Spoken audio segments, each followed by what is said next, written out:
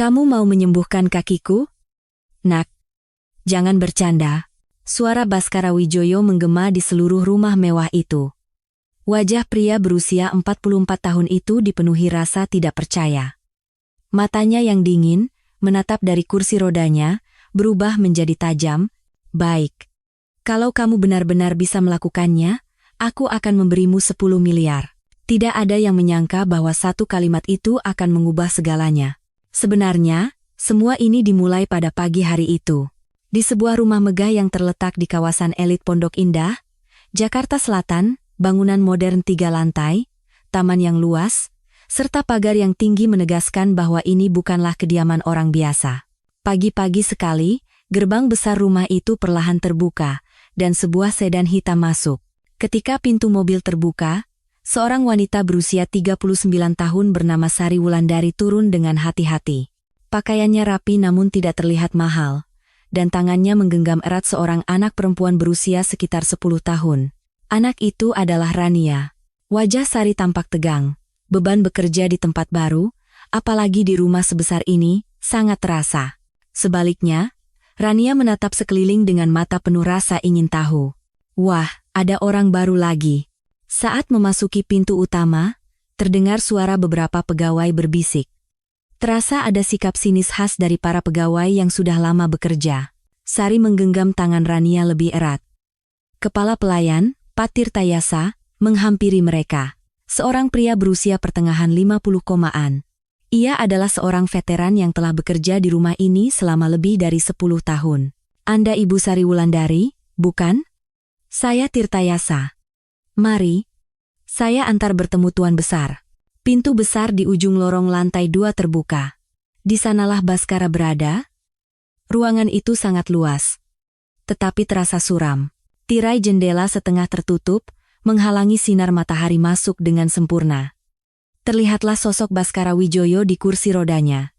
Wajahnya yang dulu mungkin tampan kini tanpa ekspresi dan dingin.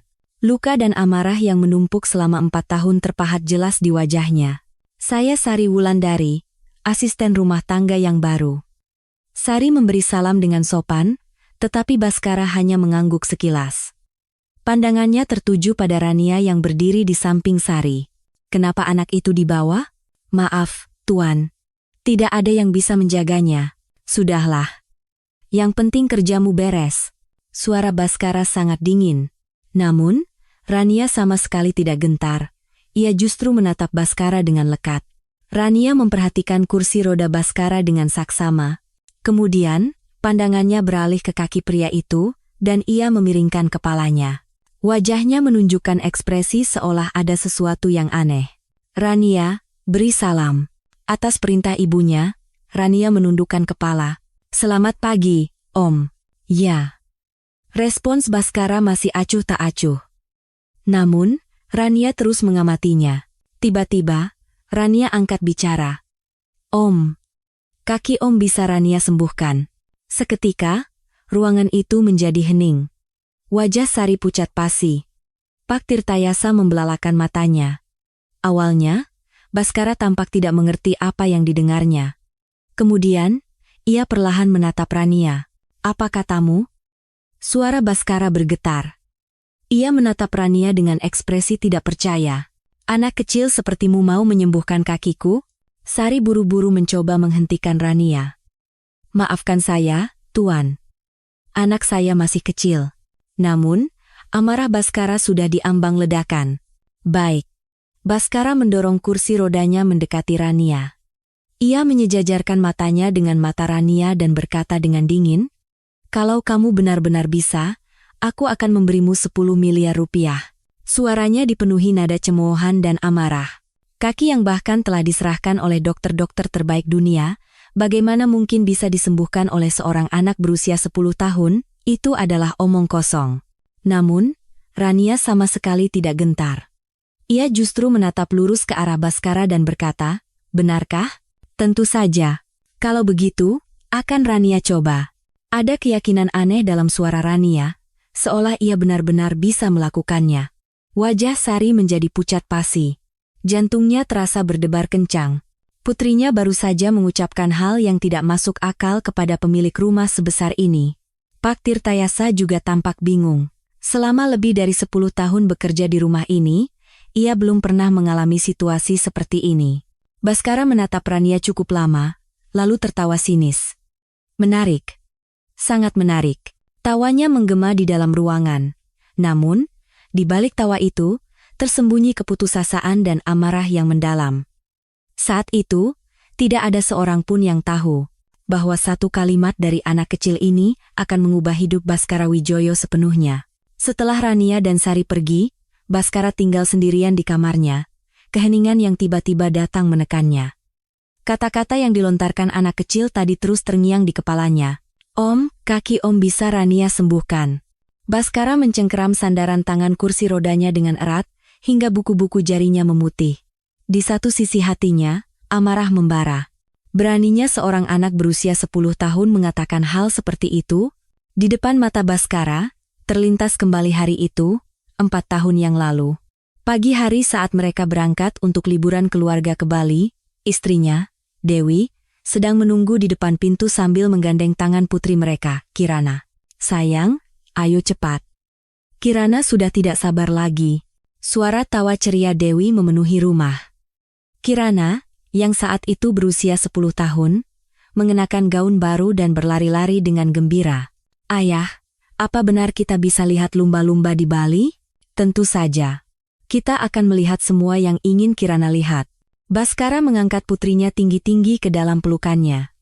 Suara tawa Kirana menggema di seluruh rumah. Saat itu, kebahagiaan mereka terasa akan abadi.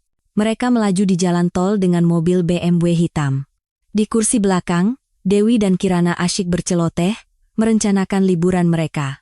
Radio memutar musik yang ceria. Sayang, pelan-pelan sedikit. Terlalu cepat. Deas Andres Andoikan Gram. Derasam deramdea. Tidak apa-apa. Segini masih aman. Itulah saatnya. Sebuah truk dari lajur sebelah tiba-tiba memotong jalan. Baskara membanting setir dengan panik. Namun, sudah terlambat. Dunia seakan terbalik. Mobil itu terguling, kaca jendela pecah berkeping-keping, dan diiringi suara logam yang beradu, semuanya lenyap di telan kegelapan. Pak! Sadarlah, Pak! Ketika Baskara membuka mata, ia melihat langit-langit putih. Bau disinfektan khas rumah sakit menusuk hidungnya, seluruh tubuhnya sakit, tetapi yang pertama kali muncul di benaknya adalah keluarganya. Dewi, Kirana, di mana mereka? Ekspresi dokter menjadi muram. Saat itu, Baskara tahu, sesuatu yang mengerikan telah terjadi. Maafkan kami, Pak. Istri dan putri Anda. Ia tidak perlu mendengar kelanjutannya. Dunia Baskara runtuh.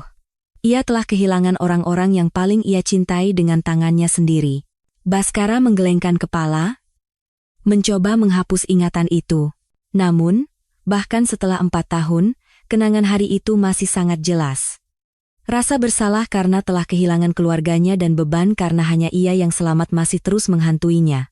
Keputusasaan yang lebih besar adalah kakinya. Kecelakaan itu merusak tulang punggungnya, menyebabkan kelumpuhan total pada bagian bawah tubuhnya. Ia merasa sangat menyedihkan, kehilangan keluarga dan juga kemampuan untuk berjalan. Kenapa hanya aku yang selamat?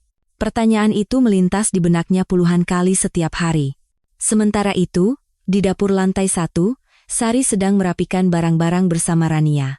Tatapan para pegawai lain terasa tajam, terutama mata seorang asisten rumah tangga senior bernama Ibu Ratmi yang terlihat sangat dingin.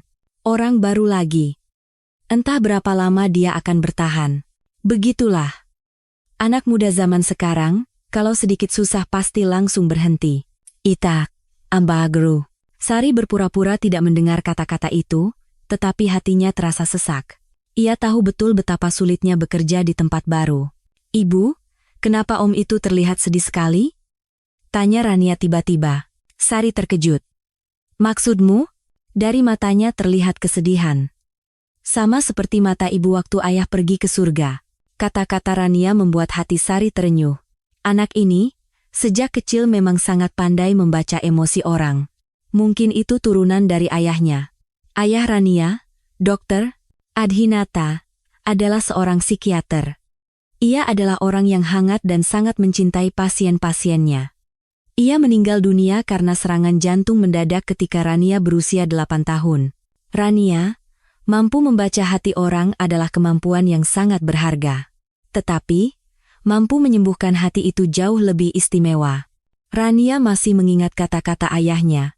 Ia sering membaca buku-buku kedokteran di perpustakaan ayahnya untuk bersenang-senang, dan dari sanalah ia belajar tentang psikologi secara alami.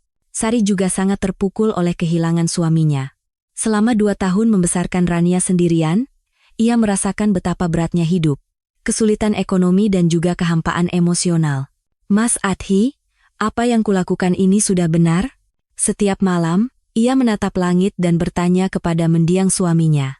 Ia selalu cemas. Apakah ia bisa membesarkan Rania sendirian? Apakah ia bisa menjadi ibu yang baik untuk anaknya? Saat waktu makan malam tiba, para pegawai berkumpul di ruang makan. Sari dan Rania duduk di pojok. Para pegawai lain hanya berbicara di antara mereka sendiri. Anda tahu kan sifat Tuan Besar? Beliau sangat sensitif, jadi hati-hati, apalagi Anda membawa anak, sepertinya beliau tidak terlalu suka. Kata-kata itu sampai ke telinga Sari. Rania sepertinya juga menyadarinya, dan hanya makan dalam diam. Asrama pegawai adalah sebuah bangunan kecil di belakang rumah utama. Kamar yang diberikan kepada Sari dan Rania tidak terlalu besar, tetapi bersih. Ibu, apa kita bisa tinggal lama di sini? Tanya Rania sambil berbaring di tempat tidur. Sari mengelus kepala putrinya dan menjawab. Tentu saja, asal ibu bekerja dengan rajin. Rania juga tidak boleh nakal. Iya. Tapi, Bu, aku rasa aku benar-benar bisa membantu om itu. Po. Rania, jangan bicara sembarangan lagi. Mengerti? Namun, di mata Rania ada keyakinan. Seolah-olah ia merasakan sesuatu yang istimewa. Pada saat yang sama, Baskara tidak bisa tidur. Kata-kata Rania terus terngiang di kepalanya. Bisa menyembuhkan kakinya.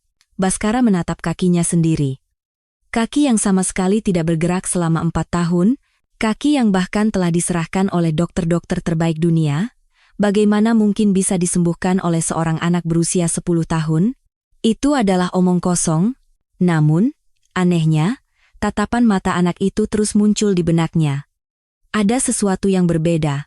Seolah-olah anak itu benar-benar tahu sesuatu. Malam itu, untuk pertama kalinya setelah sekian lama, Baskara bermimpi tentang keluarganya. Dewi dan Kirana tersenyum dan melambaikan tangan padanya. Namun, kenyataan setelah ia terbangun tetaplah dingin dan sepi. Keesokan paginya, Baskara terbangun lebih awal dari biasanya. Ia tidak bisa tidur nyenyak semalaman. Sinar matahari yang menyelinap masuk melalui celah jendela menerpa wajahnya, tetapi ekspresinya tetap muram. Pak Tirtayasa membawakan sarapan. Makanan khas Indonesia yang tertata rapi di atas nampan perak. Namun, Baskara bahkan tidak berniat menyentuhnya. Tuan, Anda harus makan. Tidak usah. Ngomong-ngomong, di mana anak kemarin? Wajah Pak Tirtayasa sedikit menegang. Ia merasakan aura tidak menyenangkan dari suara Baskara. Maksud Tuan, putri Ibu Sari? Ya, bawa dia kemari. Tapi, Tuan, sudah kubilang, bawa dia kemari. Suara Baskara menggema di seluruh ruangan. Pak Tirtayasa tidak bisa berkata apa-apa lagi, dan hanya menundukkan kepalanya. Di dapur, Sari sedang menyiapkan sarapan bersama pegawai lain. Rania duduk di pojok, sedang mewarnai. Ia sedang mencoba menggambar struktur otak yang ia lihat di buku ayahnya kemarin. Anak itu pendiam sekali. Ya, kata tukang kebun yang baru. Namun, Ibu Ratmi mencibir. Itu hanya kelihatannya saja. Anda tahu apa yang dia katakan pada Tuan Besar kemarin? Katanya dia bisa menyembuhkan kakinya. Oh, ya? Benarkah? Para pegawai lain mulai berbisik. Wajah Sari memerah. Rupanya kejadian kemarin sudah menjadi buah bibir. Anak kecil tahu apa? Benar-benar tidak tahu malu. Tolong diam. Sari tidak tahan lagi dan berteriak. Seketika, dapur menjadi hening. Semua mata tertuju pada Sari. Saya tidak mau mendengar kalian menjelek-jelekan putri saya lagi. Suara Sari bergetar, tetapi matanya penuh amarah. Saat itu, Pak Tirtayasa masuk ke dapur. Wajahnya tidak terlihat senang. Ibu Sari, Tuan Besar ingin bertemu dengan putri Anda. Dapur kembali hening. Jantung Sari serasa copot. Ini pasti karena ucapan Rania kemarin. Sekarang? Ya, sekarang juga. Trees now, and kalau Sanjanka. Rania berhenti mewarnai dan menatap ibunya. Wajahnya sama sekali tidak menunjukkan rasa takut. Ibu? Tidak apa-apa. Aku akan menemui om itu. Rania. Sari menggenggam erat tangan putrinya. Perasaan tidak enak menyelimutinya. Seolah sesuatu yang buruk akan terjadi. Ketika Rania memasuki kamar Baskara, pria itu sedang memutar kursi rodanya menghadap jendela. Ia berbicara tanpa menoleh. Kau ingat ucapanmu kemarin? Iya, saya ingat. Suara Rania tetap tenang. Baskara perlahan memutar kursi rodanya. Senyum dingin tersungging di wajahnya. Kamu bilang bisa menyembuhkan kakiku, kan? Iya. Benar-benar konyol. Baskara membuka laci meja dan mengeluarkan sebuah map tebal. Isinya adalah laporan-laporan medis. Kamu tahu ini apa? Rania memiringkan kepalanya. Dokumen? Salah. Ini adalah diagnosis dari dokter-dokter paling terkenal di seluruh dunia tentang kakiku. Darbura. Data Kanamiya. Baskara mengeluarkan dokumen-dokumen itu satu persatu dan menunjukkannya kepada Rania. Profesor ortopedi terbaik dari Fakultas Kedokteran Universitas Indonesia. Cedera tulang belakang total, pemulihan mustahil. Spesialis neurologi dari Mount Elizabeth Hospital, Singapura, kelumpuhan permanen pada tubuh bagian bawah, tidak ada metode penyembuhan. Fakultas Kedokteran Universitas Heidelberg, Jerman. Kemungkinan pemulihan ajaib, 0. Suara Baskara semakin meninggi. Saat ia membacakan diagnosis-diagnosis tanpa harapan yang ia terima selama 4 tahun, ia sendiri kembali terjerumus ke dalam keputusasaan. Spesialis tulang belakang dari Universitas Kedokteran Tokyo, Jepang, mustahil dengan teknologi medis saat ini. Rania menatap dokumen-dokumen itu dalam diam. Istilah-istilah medis yang sulit tertulis di sana, tetapi ia sama sekali tidak takut. Om, kata Rania pelan. Om dokter ini semua salah. Tangan Baskara berhenti. Apa? Apa katamu? Saya bilang, om dokter itu semua salah. Wajah Baskara memerah. Amarahnya memuncak. Salah katamu? Kamu tahu siapa mereka? Mereka adalah dokter-dokter terhebat di dunia. Orang-orang yang telah belajar puluhan tahun dan merawat puluhan ribu pasien. Rania tetap tenang. Ayah pernah bilang, dokter itu hanya melihat tubuh. Mereka seringkali tidak bisa melihat hati. Hati? Apa pentingnya hati? Kedokteran itu ilmu pasti, sains. Baskara memukul meja dengan tinjunya. Dokumen-dokumen itu berhamburan. Ayah saya adalah dokter yang menyembuhkan orang-orang yang hatinya sakit. Lanjut Rania pelan. Ayah bilang, kalau hati sakit, tubuh juga ikut sakit. Kalau hati menyerah, tubuh juga akan menyerah. Itu urusan psikiatri. Kakiku ini rusak secara fisik. Hati om juga sakit. Kata-kata Rania membuat Baskara terdiam. Dari mata om, terlihat kesedihan. Kesedihan yang sama seperti saat ibu saya kehilangan ayah. Ucapan Rania menusuk jauh ke dalam hati Baskara. Bagaimana bisa anak ini membaca hatinya dengan begitu tepat? Itu tidak ada hubungannya. Mau hati sedih atau senang, kakiku tetap tidak bisa bergerak. Bisa bergerak. Tidak bisa. Teriak Baskara. Namun, Rania tidak gentar. Tidak bisa bergerak karena om sudah menyerah. Menyerah? Kapan aku pernah menyerah? Setiap hari om menyerah. Rania menunjuk ke arah kaki Baskara. Om tidak pernah sekalipun berkata pada kakinya, ayo, bangun. Baskara kehilangan kata-kata. Ucapan Rania benar. Sejak kecelakaan itu, ia tidak pernah sekalipun berkata pada kakinya untuk bangun atau bergerak, karena ia sudah menyerah. Itu hal yang sia-sia. Tidak. Ayah bilang, tubuh dan pikiran itu teman. Pikiran harus menyapa lebih dulu agar tubuh mau menjawab. Tangan Baskara bergetar.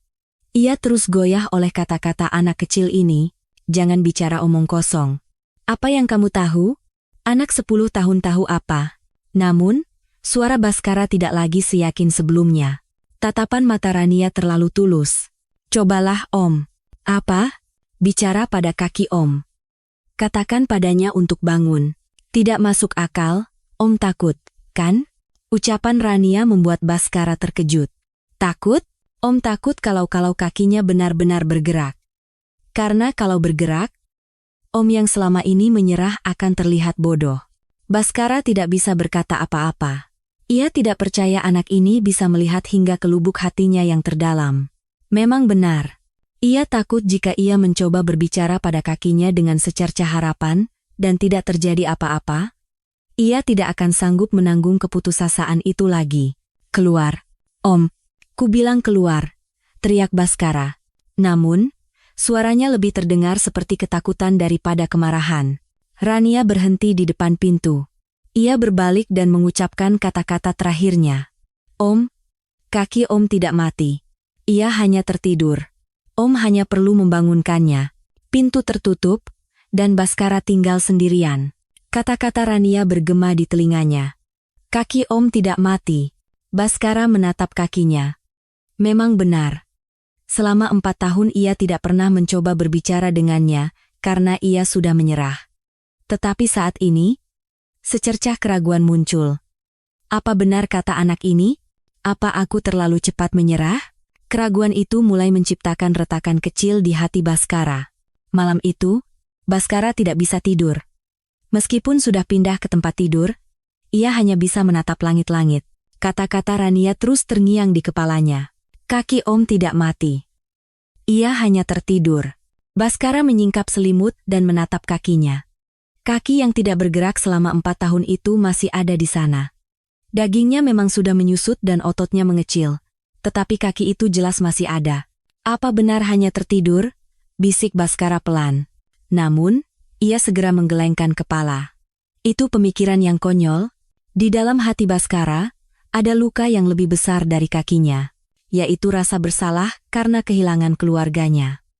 Pikiran bahwa ia yang menyetir, dan karena kesalahannya orang-orang yang ia cintai pergi, terus menekannya. Seharusnya aku lebih hati-hati. Wajah Dewi dan Kirana muncul dalam kegelapan. Senyum hangat istrinya, tawa ceria putrinya. Semua itu hilang karena dirinya. Hatinya terasa seperti terkoyak. Kenapa hanya aku yang selamat? Pertanyaan ini tidak memiliki jawaban. Selama 4 tahun ia bertanya pada dirinya sendiri, tetapi yang kembali hanyalah gema yang hampa. Kehilangan kakinya juga merupakan luka yang besar. Dulu, Baskara adalah seorang pelari maraton. Saat acara rekreasi perusahaan, ia selalu mengusulkan untuk mendaki gunung. Dan di akhir pekan, ia akan berlari di taman kota bersama Kirana. Ayah. Lari lebih cepat. Suara Kirana terdengar di telinganya. Dulu, ia bahkan bisa berlari sambil menggendong putrinya di punggung, tetapi sekarang, ia tidak bisa bergerak satu langkah pun tanpa kursi roda. Para dokter mengatakan hal yang sama, tulang belakangnya rusak total, dan ia tidak akan pernah bisa berjalan lagi. Tidak akan ada keajaiban. Pada saat yang sama, di asrama pegawai, Rania berbaring di samping ibunya. Namun, ia belum tidur. Ibu, Om itu sepertinya sangat kesakitan. Maksudmu, hatinya? Bu, sepertinya hatinya lebih sakit daripada tubuhnya. Sari mengelus kepala putrinya. Anak ini memang memiliki intuisi yang luar biasa sejak kecil. Ia mirip dengan mendiang suaminya, Adhinata, yang pandai membaca emosi orang. Rania, jangan bicara sembarangan lagi. Bagaimana kalau kita diusir dari sini? Namun, di mata Rania ada keyakinan. Ibu, aku rasa aku bisa membantunya. Keesokan siangnya, Rania sedang bermain sendirian di taman. Ada beberapa anak pegawai lain, tetapi tidak ada yang mau bermain dengannya. Itu loh, anak dari orang baru. Iya, katanya kemarin dia bicara yang aneh-aneh sama tuan besar. Katanya mau menyembuhkan kakinya. Aneh sekali. Bisikan anak-anak itu terdengar oleh Rania. Namun, Rania tidak merasa sakit hati. Ayahnya pernah berkata, hanya karena orang lain tidak mengerti, bukan berarti kita salah. Di dapur, Sari sedang mengalami masa sulit. Para pegawai lain secara terang-terangan bersikap sinis padanya. Bu Sari, tolong putrinya dididik yang benar. Kalau tuan besar tersinggung, kami semua bisa kena imbasnya. Kata-kata Ibu Ratmi menusuk seperti duri. Putri saya hanya asal bicara. Kenapa dibesar-besarkan? Asal bicara? Anda tidak tahu betapa sensitifnya Tuan Besar? Membicarakan kakinya itu adalah hal yang tabu. Sari hanya bisa menahannya. Baru 2 hari bekerja, suasananya sudah seperti ini. Sore harinya, Rania kebetulan lewat di depan kamar Baskara. Pintunya sedikit terbuka, sehingga ia bisa melihat ke dalam. Baskara sedang menatap keluar jendela sendirian. Rania mengetuk pintu dengan pelan. "Boleh saya masuk?" Baskara menoleh. Kemarahannya kemarin sudah hilang, tetapi wajahnya masih dingin. "Untuk apa kamu kesini?" Om kelihatan kesepian. Baskara kehilangan kata-kata. Bagaimana bisa anak ini membaca hatinya dengan begitu tepat? Kesepian? Iya. Waktu ayah saya pergi ke surga, saya juga merasa begitu. Rania mendekati Baskara. Ia duduk di samping kursi roda dan berkata pelan, "Om juga pasti sedang merindukan seseorang, kan?"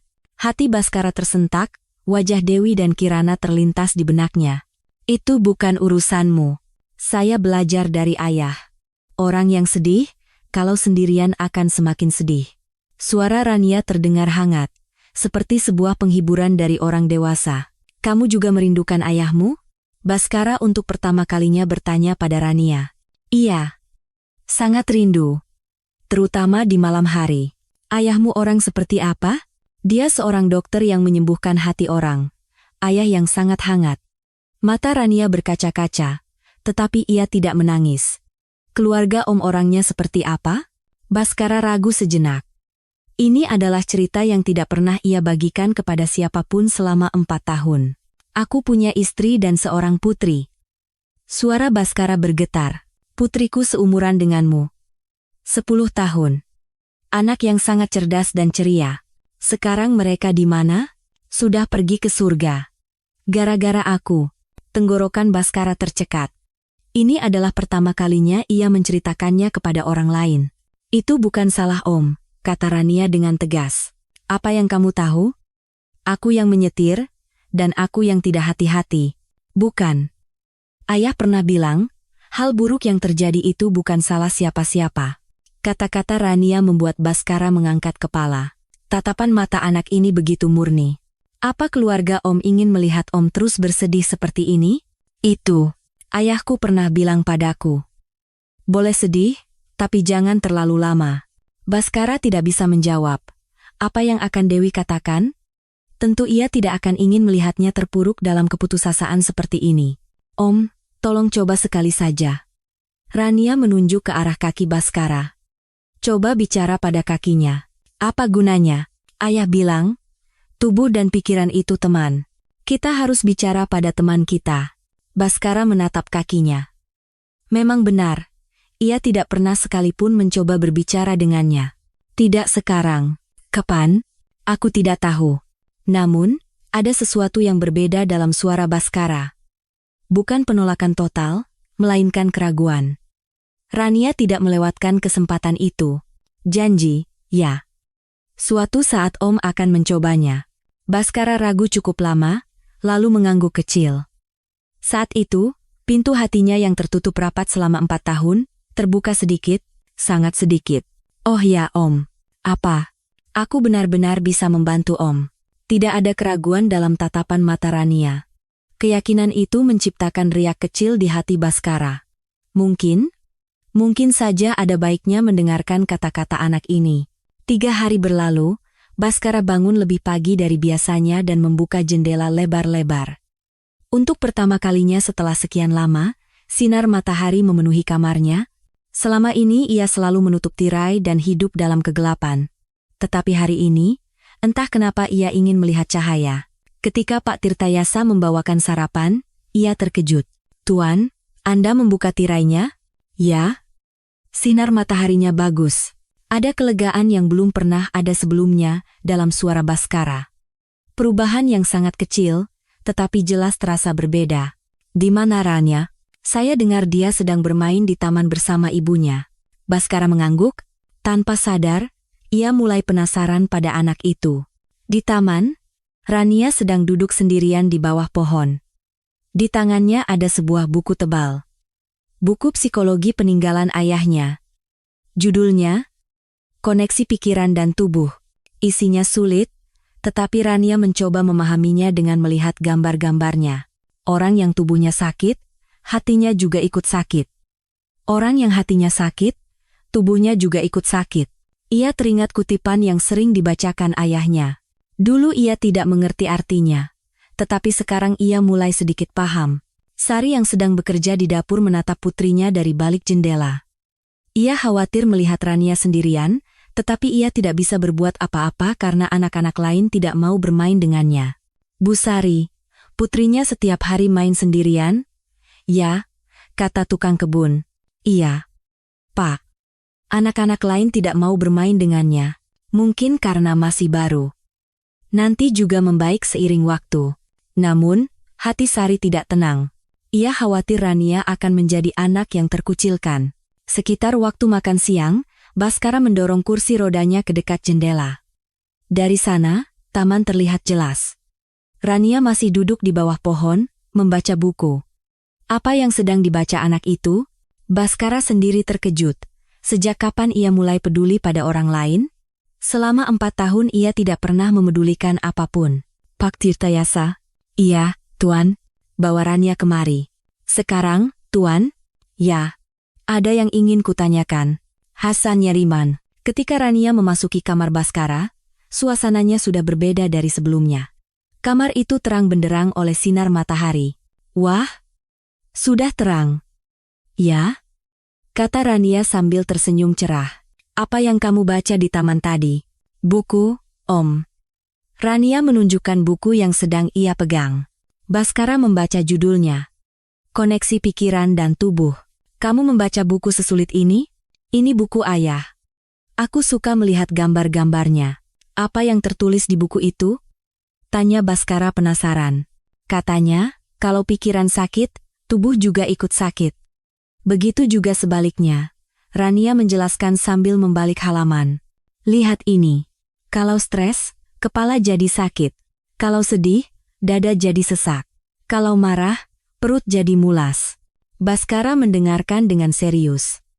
Anehnya, penjelasan anak itu bisa ia pahami. Jadi, sebaliknya, kalau tubuh sakit, pikiran juga jadi sakit. Makanya, untuk menyembuhkan tubuh, pikiran juga harus disembuhkan. Om. Coba berteman dengan kaki Om. Enformizia. Berteman? Maksudmu? Koba sapa? Bilang, halo. Baskara menunjukkan ekspresi tidak percaya. Menyapa kakiku? Iya. Ayah bilang. Semua bagian tubuh kita itu hidup. Hanya saja kita tidak menyadarinya. Tatapan polos Rania menatap Baskara. Setiap pagi saat bangun tidur. Coba sapa kakinya. Halo. Kakiku. Mohon kerja samanya hari ini. Ya. Apa gunanya? Patut dicoba. Tidak ada ruginya, kan? Baskara ragu cukup lama. Ini benar-benar hal yang konyol. Namun, melihat wajah tulus Rania, ia sulit untuk menolak. Sekarang? Iya. Baskara mengambil napas dalam-dalam. Lalu, ia menatap kakinya.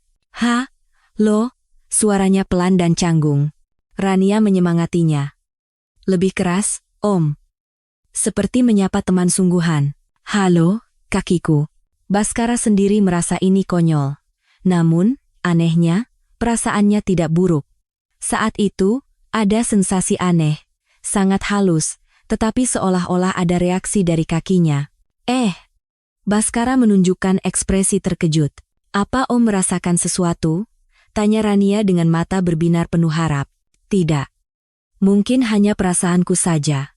Namun, suara Baskara tidak seyakin itu. Jelas ada sesuatu. Gamdan, lakukan setiap hari, Om.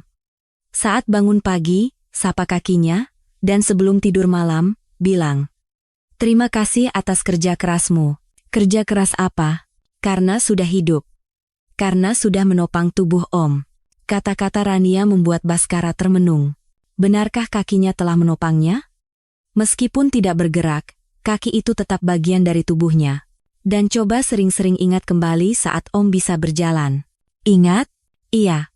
Momen-momen menyenangkan saat Om berjalan dulu. Di benak Baskara, terlintas kenangan saat ia bermain bersama Kirana. Saat ia menggendong putrinya di bahu dan berjalan di taman. Saat ia bergandengan tangan dengan Dewi dan berjalan di tepi pantai, saat itu aku benar-benar bahagia. Ingat perasaan itu, kakinya juga akan mengingat perasaan itu. Kata-kata Rania menusuk jauh ke dalam hati Baskara. Kamu benar-benar anak yang istimewa. Bukan istimewa, tapi aku banyak belajar dari ayah. Sejak hari itu, Baskara setiap pagi menyapa kakinya. Awalnya canggung, tetapi lama-kelamaan menjadi alami. Halo, kakiku. Mohon kerja samanya hari ini, ya. Dan di malam hari, ia mengucapkan terima kasih. Terima kasih atas kerja kerasmu hari ini. Terima kasih. I ain't come to lead. One pour asarama. Perubahan yang sangat halus, tetapi Baskara perlahan-lahan mulai berdamai dengan tubuhnya. Tubuh yang selama 4 tahun ia benci dan sesali.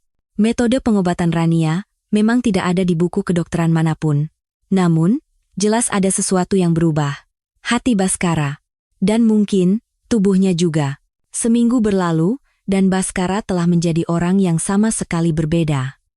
Meskipun masih di kursi roda, keputusasaan dan amarah telah lenyap dari wajahnya. Sebagai gantinya, ada rasa ingin tahu dan harapan kecil. Sejauh mana keajaiban kecil ini akan berlanjut, metode pengobatan polos dari Rania telah membuka kemungkinan baru bagi Baskara.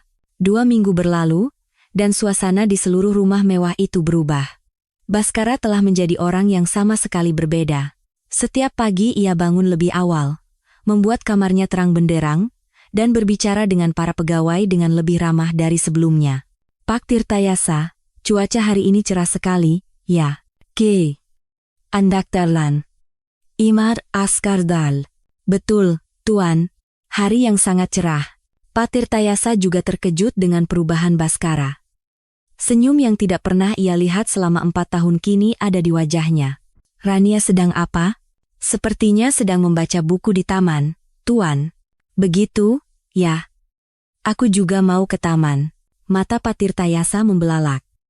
Ini adalah pertama kalinya sejak kecelakaan Baskara, secara sukarela ingin keluar dari kamarnya. Ketika Baskara keluar ke taman dengan kursi rodanya, Rania masih duduk sendirian di bawah pohon.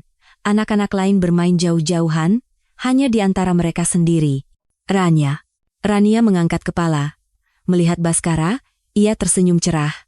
Om keluar. Iya. Aku ingin bersamamu. Kata-kata Baskara membuat wajah Rania semakin cerah. Benarkah? Tentu saja. Berkatmu, aku banyak berubah belakangan ini. Dari kejauhan, beberapa pegawai menatap Baskara dan Rania sambil berbisik. Baru pertama kali aku lihat tuan besar seakrab itu dengan seorang anak. Aneh juga, ya. Tapi apa tidak apa-apa? Kalau anak itu jadi terlalu kurang ajar. Betul. Dia harus tahu diri. Ibu Ratmi terutama merasa tidak senang. Ia tidak suka melihat putri dari asisten rumah tangga baru menjadi akrab dengan tuan besar. Aku harus bicara dengan Sari. Anaknya terlalu lancang. Rania, kenapa kamu sendirian terus? Tanya Baskara sambil menunjuk ke arah anak-anak lain. Tidak apa-apa, Om. Sendirian juga tidak buruk. Namun, ada sedikit nada kecewa dalam suara Rania. Anak-anak lain tidak mau bermain denganmu? Mungkin karena ibu masih baru di sini. Mereka bilang aku anak aneh, Rania berkata jujur. Hati Baskara terasa sakit. Anak aneh? Karena aku bilang bisa menyembuhkan kaki Om? Jadi beritanya menyebar. Wajah Baskara seketika menegang. Beraninya mereka menyebut anak yang murni ini aneh? Siapa yang bilang begitu? Tidak apa-apa, Om. Ayah pernah bilang, meskipun orang lain tidak mengerti, kalau aku yakin aku benar, itu tidak masalah. Kata-kata Rania membuat Baskara semakin terkesan. Anak ini benar-benar istimewa. Rania, kamu tidak aneh. Kamu istimewa. Benarkah? Tentu saja. Hanya kamu yang bisa membuatku berubah seperti ini, Baskara berkata dengan tulus. Saat itu, anak-anak pegawai lain mendekat. Mereka adalah anak-anak yang usianya lebih tua dari Rania. Hei, kamu aneh sekali. Katanya bisa menyembuhkan kaki? Tidak mungkin. Betul. Ibuku bilang itu omong kosong. Anak-anak itu mulai mengejek Rania. Rania hanya diam, tidak berkata apa-apa. Kalian semua, pergi dari sini sekarang juga. Suara dingin Baskara menggema. Anak-anak itu terkejut. Tuan besar, minta maaf pada Rania. Kami salah apa? Sudah kubilang minta maaf. Suara Baskara membuat anak-anak itu ketakutan. Memaafkan kami? Anak-anak itu lari tunggang langgang. Om memarahi mereka karena aku? Mata Rania berbinar. Tentu saja. Kamu kan teman berhargaku. Teman? Iya. Teman baik yang sudah membantuku. Rania tersenyum cerah. Untuk pertama kalinya, ia merasa ada yang melindunginya. Om juga temanku? Baiklah, kita teman. Baskara mengulurkan tangannya. Rania menyambutnya dengan tangan mungilnya. Pada saat yang sama, di dapur, Sari sedang menghadapi perlakuan tidak menyenangkan dari para pegawai lain. Bu Sari, tolong putrinya dididik yang benar, kata Ibu Ratmi dengan tajam. Maksud Ibu? Sepertinya dia terlalu berusaha akrab dengan tuan besar. Anda harus tahu diri. Apa salah putri saya? Salah? Bukankah dari awal dia sudah bicara kurang ajar? Mengatakan bisa menyembuhkan kaki, omong kosong macam apa itu? Wajah Sari memerah. Putri saya hanya tulus. Tulus? Jangan bercanda. Tepat pada saat itu, Baskara masuk ke dapur dengan kursi rodanya. Semua pegawai terkejut. Tuan besar, kenapa Anda di sini? Ada apa ini? Pandangan Baskara tertuju pada Sari yang hampir menangis. Tidak ada apa-apa, Tuan. Ibu Ratmi buru-buru menjawab, Bu Sari, ada apa? Baskara bertanya langsung pada Sari. Tidak ada apa-apa, Tuan. Sari menundukkan kepala. Mulai sekarang, siapapun yang berani macam-macam dengan Bu Sari atau Rania, tidak akan kubiarkan. Suara Baskara menggema di seluruh dapur. Rania adalah anak yang sangat berharga bagiku. Dan Bu Sari adalah ibunya. Anda. Semua pegawai tampak terkejut. Kalian mengerti? Baik, Tuan.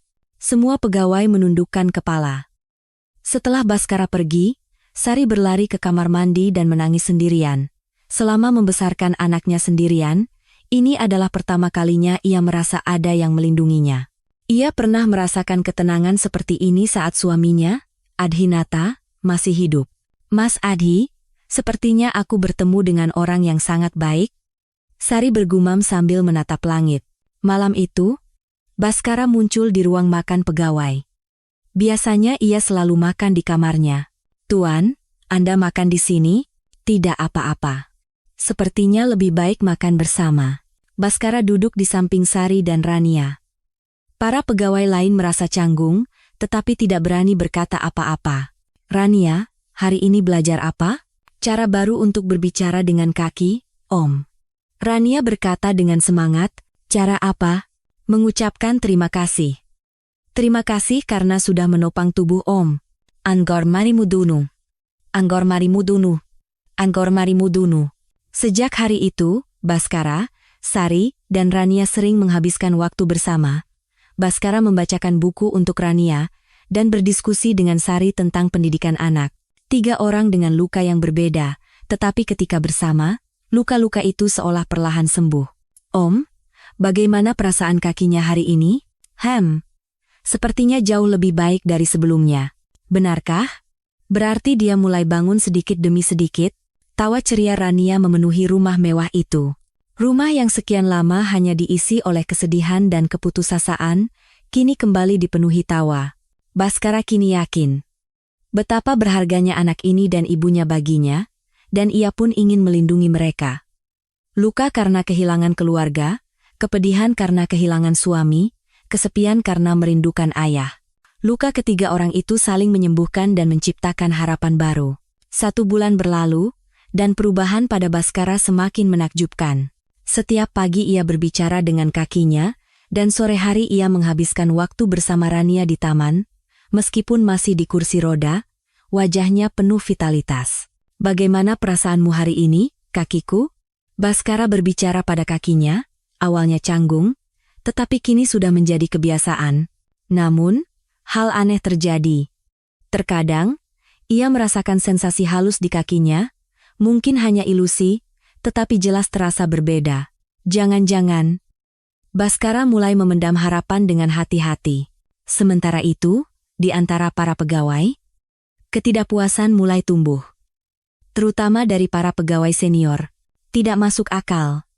Putri dari asisten rumah tangga baru jadi yang paling akrab dengan tuan besar. Kita yang sudah bekerja lebih dari 10 tahun saja tidak pernah diperlakukan seperti itu, keluh Ibu Ratmi. Lagi pula, apa yang bisa dilakukan anak itu? Menyembuhkan kaki? Konyol sekali. Betul. Jangan-jangan tuan besar sedang dibohongi. Pak Tirtayasa juga merasa tidak nyaman. Perubahan Baskara memang bagus, tetapi ia khawatir tuan besarnya terlalu bergantung pada Rania. Beberapa hari kemudian, Ibu Ratmi mendekati Pak Tirtayasa. Pak Tirtayasa, saya melihat sesuatu. Melihat apa? Saya lihat anak itu menyombongkan diri pada pegawai lain saat tuan besar tidak ada. Katanya dia bisa mengendalikan tuan besar. Ini adalah kebohongan total. Namun, Ibu Ratmi mengatakannya dengan suara penuh keyakinan. Benarkah? Iya. Dan ibunya juga sama saja. Menyombongkan diri karena mendapat perlakuan baik berkat tuan besar. Wajah Pak Tirtayasa menegang. Gosip palsu itu menyebar dengan cepat. Katanya Rania menipu tuan besar. Benar. Mana mungkin anak 10 tahun bisa menyembuhkan penyakit separah itu. Dari awal sudah aneh. Pasti ada udang di balik batu. Bu Sari juga sama. Memanfaatkan putrinya untuk mencari muka pada tuan besar. Tatapan para pegawai menjadi semakin dingin. Sari merasakan atmosfer ini, tetapi ia tidak tahu harus berbuat apa. Seminggu kemudian, Pak Tirtayasa dengan hati-hati berbicara pada Baskara. Tuan, ada yang ingin saya sampaikan. Ada apa? Ini mengenai Rania. Wajah Baskara berubah penasaran. Para pegawai lain khawatir. Khawatir kalau Rania memanfaatkan tuan besar. Memanfaatkan? Bagaimana mungkin anak sekecil itu bisa menyembuhkan penyakit separah ini, Tuan? Mungkin ada tujuan lain? It's Club Sharu. Awalnya, Baskara berpikir itu tidak masuk akal. Namun, melihat wajah serius Pak Tirtayasa, secercah keraguan mulai merayap di benaknya. Malam itu, Baskara tidak bisa tidur. Kata-kata Pak Tirtayasa terus terngiang di kepalanya. Apa benar Rania menipuku? Kakinya masih belum bisa bergerak sepenuhnya. Ada sensasi halus, tetapi itu juga bisa jadi hanya ilusi. Sudah sebulan, tapi aku masih belum bisa berjalan. Benih keraguan mulai tumbuh di hati Baskara. Keesokan harinya, sikap Baskara berubah. Rania. Iya, Om? Rania mendekat dengan senyum cerah, tetapi Baskara tidak sehangat biasanya. Kamu benar-benar bisa menyembuhkan kakiku? Iya. Sedikit demi sedikit sudah membaik. Tapi aku masih belum bisa berjalan. Ada nada keraguan dalam suara Baskara. Rania bingung. Om. Kenapa? Apa jangan-jangan kamu menipuku? Wajah Rania pucat pasi. Baskara yang selama ini mempercayainya, tiba-tiba meragukannya. Om, aku tidak bohong. Iksan 9 Septria. Lalu kenapa belum sembuh juga? Butuh waktu, Om. Hati juga sembuh perlahan-lahan. Namun, Baskara tidak mau mendengarkan. Mungkin kata orang lain benar. Anak 10 tahun tahu apa? Om. Air mata menggenang di mata Rania. Ini adalah pertama kalinya ia merasa begitu sakit hati. Aku mau sendiri. Pergi. Tapi, ku bilang pergi. Rania keluar sambil menangis, dan Sari terkejut melihatnya. Rania, kenapa? Ibu, Om tidak percaya padaku. Rania menangis di pelukan ibunya. Hati Sari hancur. Biar ibu yang bicara padanya. Jangan, Bu. Om sedang marah. Sari bingung harus berbuat apa. Ia selalu khawatir hal seperti ini akan terjadi. Para pegawai yang mendengar kabar itu diam-diam merasa senang. Akhirnya ketahuan juga. Dari awal sudah aneh.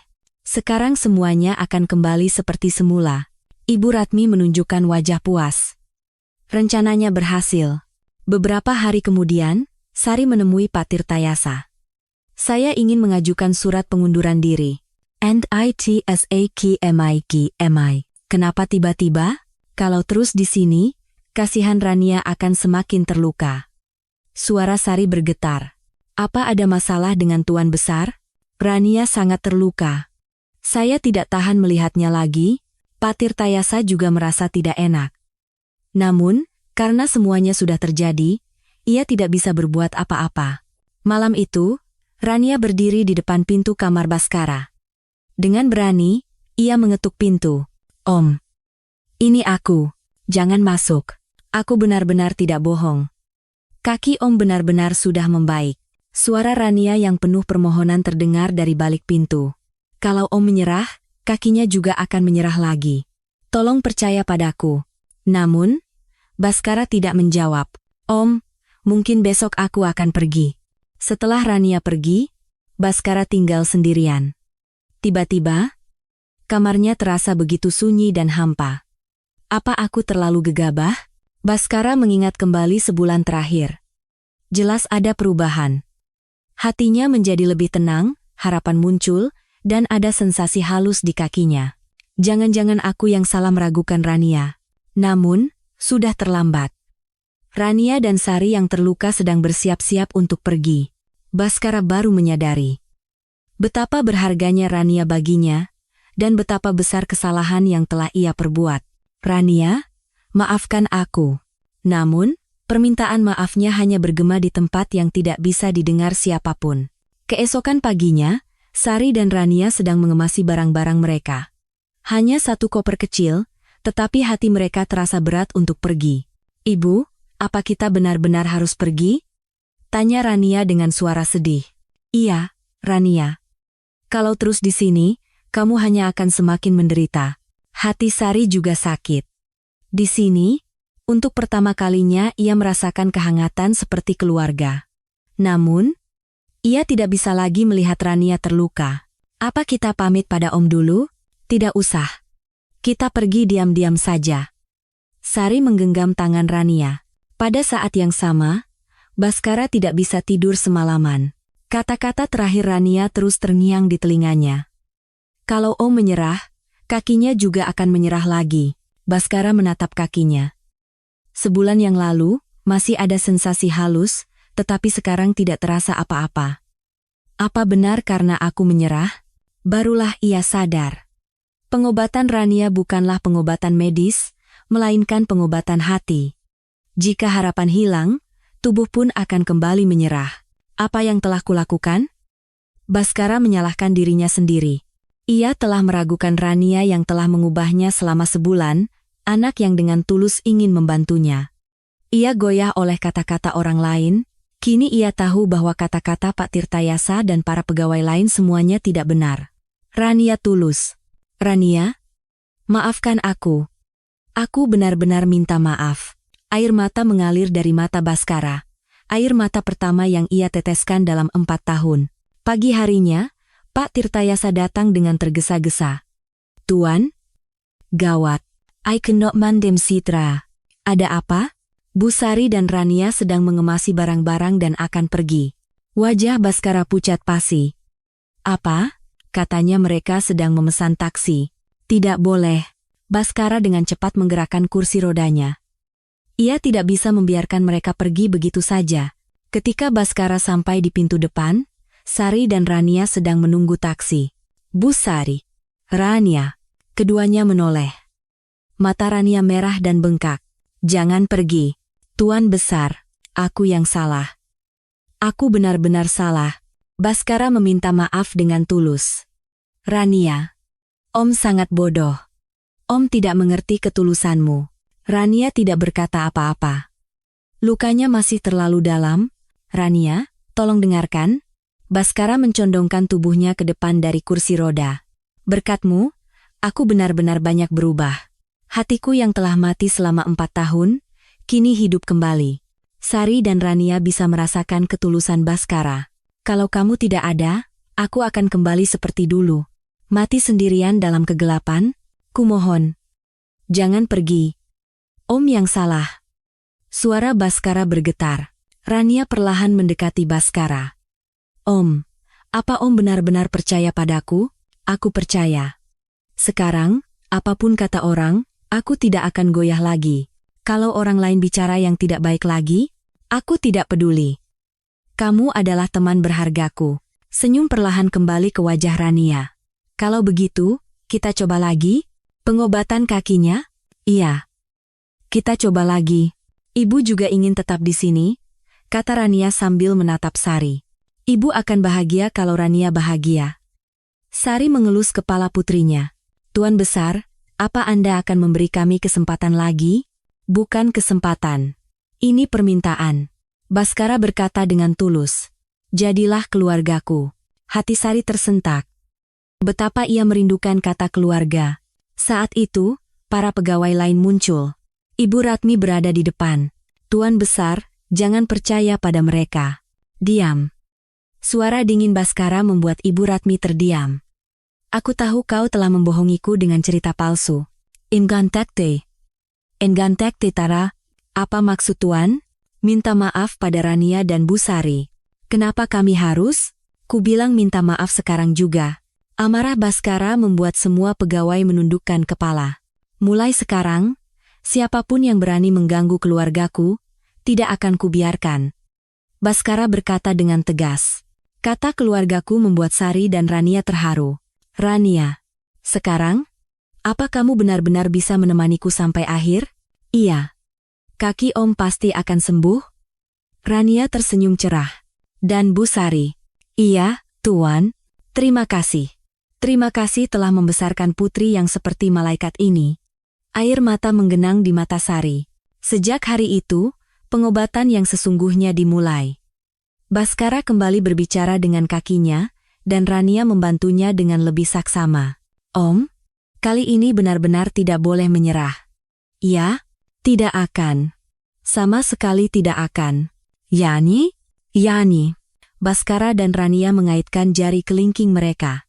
Beberapa hari kemudian, Baskara sadar. Pengobatan yang sesungguhnya bukanlah pada kakinya, melainkan pada hatinya, luka karena kehilangan keluarga, kesepian karena sendirian, keputusasaan dan amarah. Semua itu sembuh berkat Rania dan Sari, kita sudah menjadi keluarga. Baskara bergumam. Meskipun tidak sedarah, mereka adalah keluarga sejati yang terikat oleh hati. Malam itu, Baskara berbicara pada kakinya.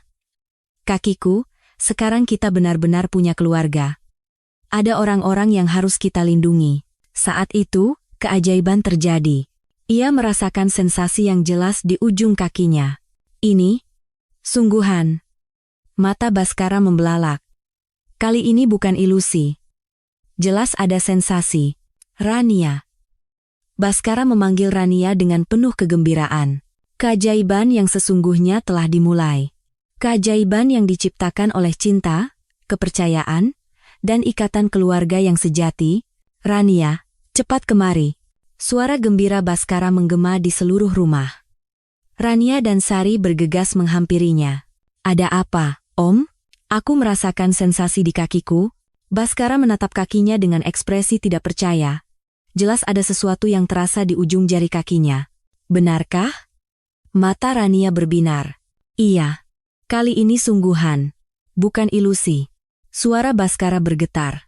Ini adalah sensasi pertama yang ia rasakan dalam 4 tahun. Sari tidak percaya. Mungkinkah keajaiban medis benar-benar terjadi? Tuan, apa Anda yakin ini bukan hanya perasaan saja?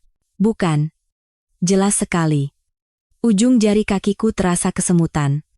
Baskara menunjuk ke arah kakinya. Ekspresinya sangat tulus. Ternyata Rania benar. Saat hati sembuh lebih dulu, tubuh pun mengikutinya. Sari juga terharu. Kepercayaan tulus putrinya telah menciptakan keajaiban nyata. Om, aku bilang juga apa? Kakinya hanya tertidur, kata Rania dengan gembira. Sekarang dia mulai bangun sedikit demi sedikit. Ya, kamu benar. Baskara memeluk Rania erat-erat. Malaikat kecil ini telah memberinya hadiah keajaiban. Terima kasih, Rania. Terima kasih banyak. Ini baru permulaan. Kita harus lebih berusaha lagi. Tawa ceria Rania memenuhi seluruh rumah. Para pegawai yang mendengar kabar itu berdatangan. Semua menunjukkan ekspresi tidak percaya. Apa benar sensasinya sudah kembali, Tuan? Tanya Pak Tirtayasa dengan hati-hati. Iya. Meskipun halus, tapi jelas terasa. Wajah Ibu Ratmi pucat pasi. Rania yang selama ini ia jelek-jelekan ternyata benar-benar menciptakan keajaiban. Maafkan saya, Tuan. Saya terlalu. Sudahlah. Itu tidak penting lagi. Baskara tidak lagi marah. Kebahagiaan telah menutupi segalanya. Rania, sekarang apa yang harus kulakukan? Coba gerakan pelan-pelan. Katakan pada kakinya untuk bergerak. Baskara mengambil napas dalam-dalam. Lalu, sambil menatap kakinya, ia berkata, "Kakiku, sekarang waktunya bangun, ayo kita lakukan bersama." Semua orang menahan napas, memperhatikan. Baskara perlahan mengerahkan tenaga. Lalu, keajaiban terjadi. Jari kakinya bergerak sedikit. Semua orang berteriak serempak. Bergerak. Benar-benar bergerak. Baskara berteriak kegirangan. Ini adalah pertama kalinya dalam 4 tahun ia menggerakkan tubuhnya dengan kehendaknya sendiri. Sari menangis haru. Ia tidak pernah bermimpi akan menyaksikan keajaiban seperti ini secara langsung. Raniaku benar-benar hebat. Ibu, ini bisa terjadi karena Om tidak menyerah. Rania juga meneteskan air mata. Air mata kebahagiaan. Sejak hari itu, sensasinya kembali sedikit demi sedikit setiap hari. Mulai dari jari kaki, lalu pergelangan kaki, hingga betis. Bagaimana hari ini? Jauh lebih baik dari kemarin. Sudah terasa sampai betis. Benarkah? Wah! Rania melompat-lompat kegirangan. Sepertinya aku benar-benar akan bisa berjalan lagi. Ada keyakinan dalam suara Baskara. Suatu malam, ketiganya duduk bersama di taman. Rania, berkatmu aku benar-benar banyak berubah. Aku juga, Om. Berkat Om, aku merasa punya keluarga. Kita sudah menjadi keluarga. Baskara menatap Sari dan Rania. Meskipun tidak sedarah, tapi hati kita adalah keluarga sejati. Air mata menggenang di mata Sari. Terima kasih sudah mau menyebut kami keluarga. Apa maksudmu? Aku yang lebih berterima kasih. 1 bulan kemudian, hari itu akhirnya tiba. Hari di mana Baskara bisa berdiri dari kursi rodanya. Sudah siap, Om? Tanya Rania dengan suara tegang. Iya. Ayo kita coba. Baskara mencengkeram erat sandaran tangan kursi rodanya. Sari dan Rania mengawasinya dari kedua sisi. Perlahan, sangat perlahan, Baskara mengangkat tubuhnya. Terdengar erangan kesakitan, tetapi Baskara tidak menyerah. Dan akhirnya, Baskara berdiri. Benar-benar berdiri dengan kedua kakinya, lepas dari kursi roda. Berdiri. Aku benar-benar berdiri. Rania melompat kegirangan. Tuan, Sari juga menangis haru. 4 tahun. Setelah 4 tahun aku berdiri dengan kakiku sendiri, suara Baskara bergetar. Sekarang coba jalan, Om. Pelan-pelan, awas jatuh. Baskara dengan hati-hati melangkahkan kaki pertamanya. Ia sedikit terhuyung, tetapi tidak jatuh. Lalu, langkah kedua, ketiga, aku berjalan. Aku benar-benar berjalan. Baskara berjalan sambil menangis. Ia berjalan perlahan ke arah Rania. Rania. Baskara mendekati Rania dan berlutut, lalu ia memeluknya erat-erat. Terima kasih. Terima kasih banyak. Sekarang kita benar-benar keluarga, kata Rania di dalam pelukan Baskara. Bu Sari juga. Baskara memanggil Sari. Sari mendekat, dan ketiganya berpelukan. Kita sekarang keluarga sejati. Iya, kita benar-benar keluarga. Ketiganya meneteskan air mata kebahagiaan. Malam itu, Baskara berjalan-jalan di kamarnya dengan kakinya sendiri. Dewi, Kirana, ayah sudah bisa berjalan lagi? Katanya sambil menatap langit. Dan ayah juga punya keluarga baru. Mereka orang-orang yang sangat baik. Baskara kini sadar. Kehilangan keluarga dalam kecelakaan memang sebuah tragedi. Tetapi berkat itu, ia bisa bertemu dengan keluarga baru.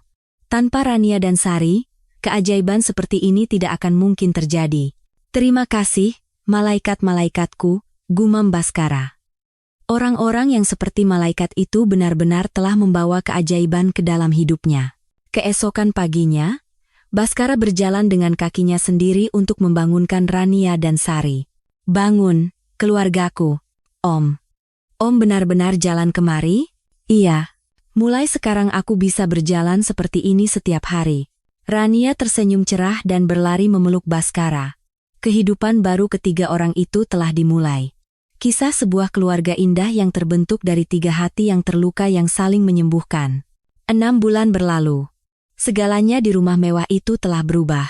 Suasana suram yang dulu menyelimuti telah lenyap, digantikan oleh suara tawa yang memenuhi seluruh rumah.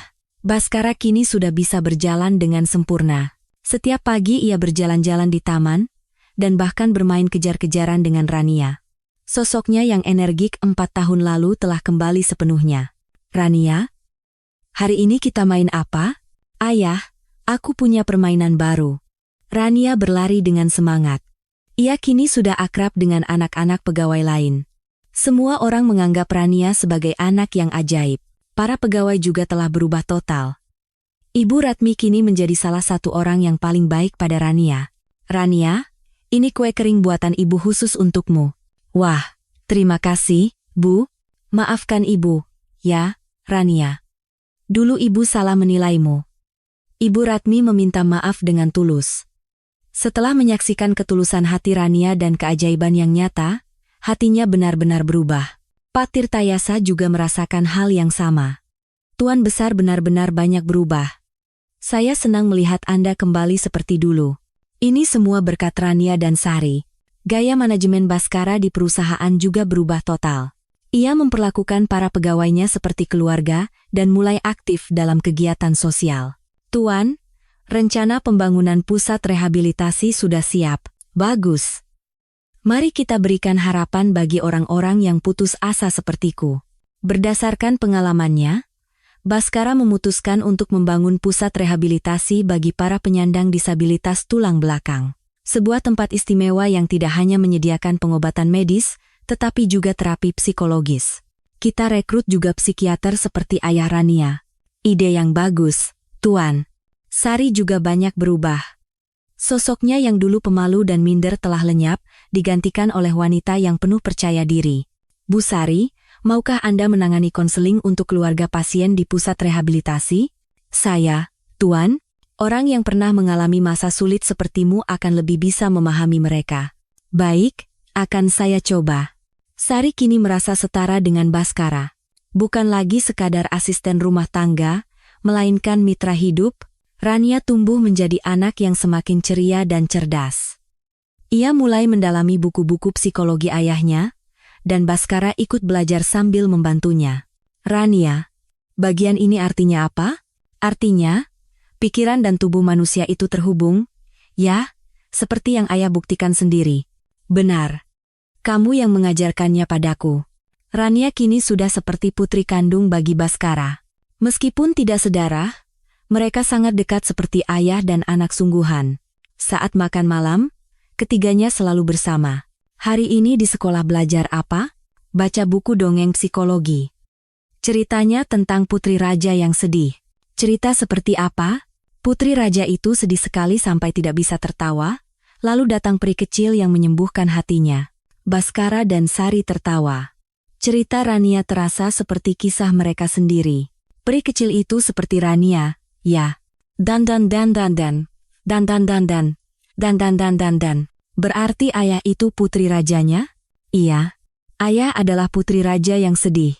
Suatu malam, setelah Rania tertidur, Baskara dan Sari sedang berbincang di taman.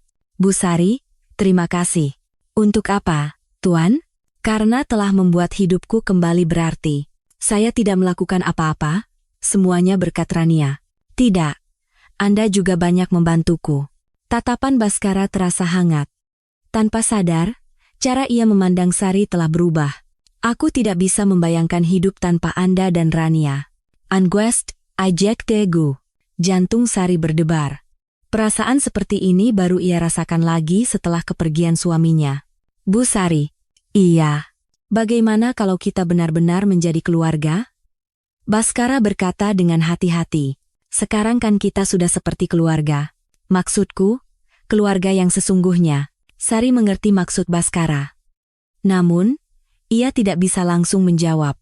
Beri saya waktu. Tentu saja. Pikirkanlah perlahan. Beberapa hari kemudian, Rania bertanya pada ibunya. Ibu suka sama ayah Baskara? Kenapa tiba-tiba bertanya begitu? Soalnya akhir-akhir ini ibu lebih sering tertawa. Beda sama dulu waktu ibu sering menangis kalau ingat ayah Adi. Daya observasi Rania masih saja luar biasa. Sepertinya ayah Baskara juga suka sama ibu. Menurutmu bagaimana? Aku suka. Aku ingin ayah Baskara jadi ayahku yang sesungguhnya.